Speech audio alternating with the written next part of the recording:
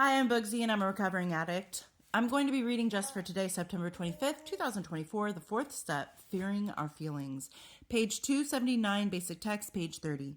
We may fear that being in touch with our feelings will trigger an overwhelming chain reaction of pain and panic. A common complaint about the fourth step is that it makes us painfully conscious of our defects of character.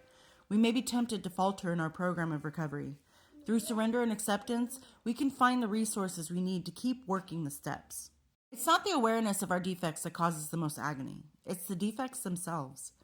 When we were using, all we felt was the drugs. We could ignore the suffering our defects were causing us. Now that the drugs are gone, we feel that pain.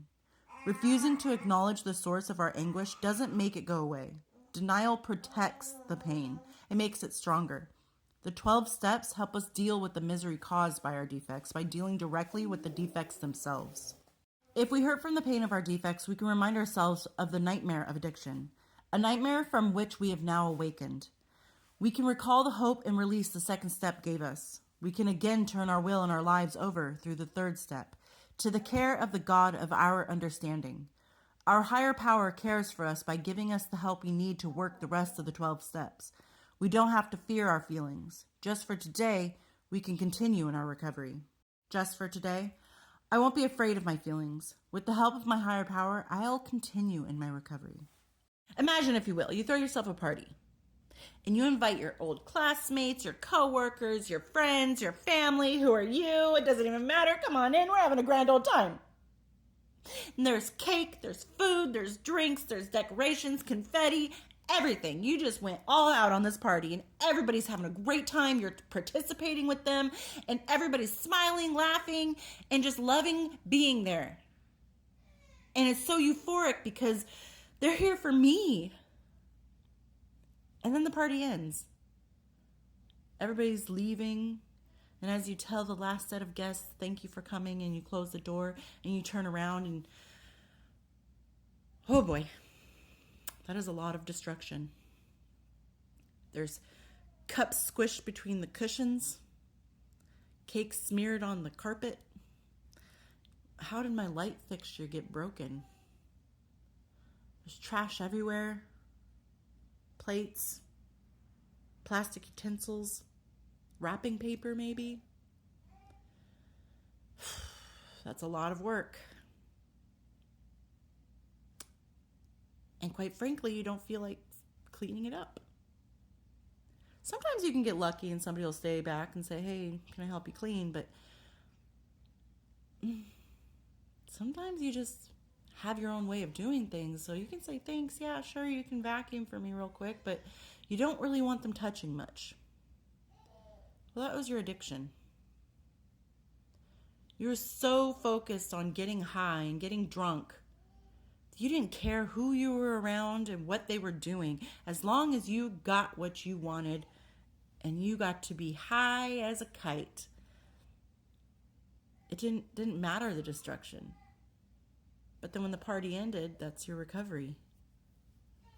And you realize, oh man, I let this get out of control. There's so much to do, and it's just me. You know? And there are some things that are going to be easily cleaned up. Okay, just take out the trash. Pick up the trash. It's easy. Put it in the trash can. Take it out. But then that cake that got smeared in my carpet, I'm going to have to get on my hands and knees and scrub that out. And it's probably never going to come out. And I have to accept that. The light fixture, well, I fixed it as best I could. It's a little crooked, but it still works. And that's how it is in recovery. You realize how much you have broken and how much you allowed to get destroyed around you. And you have to handle it on your own, cleaning it up, picking up the pieces. And sometimes, just like the cake and the carpet, sometimes it's never going to get fixed back to how it was. And it's really important for us to accept that that's just a defect. I can do the best I can to fix this defect, but it's maybe never going to go away. Some of it can. Of course, you can pick up the trash. You can take down the decorations. You can vacuum. but some of it's never going to be the same. And even if somebody wants to help you, they don't know where you need things to be put. Same thing in recovery. I can accept your help, but you can't do it for me because only I know how it should go. I am the only one who knows how it needs to be for me to be successful in my recovery. And I know sometimes in recovery it's hard to accept change, but I don't know about you, but in my addiction, there wasn't much change. The only thing that changed in my addiction was my location of where I'm getting high. Maybe the faces were different. The couch I was sitting on wasn't the same. But nothing changed in my life when I was getting high. But now I'm in recovery, and every day there's a slight change in my life, and I'm grateful for it. Even when something bad happens in life, I am grateful for being able to be sober enough to handle it. Sober enough to come up with some kind of solution to fix what has been broken. Whether it's by my own self, by my own hand, or not. If it's broken, I will figure out a way to fix it before it gets too broken that I can't even do anything with it.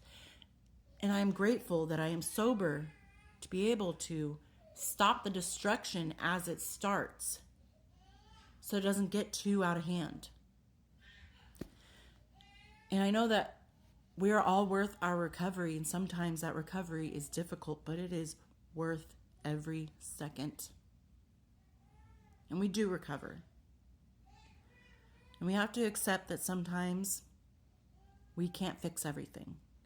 But we can certainly fix today, and we can fix tomorrow, and we can keep on going.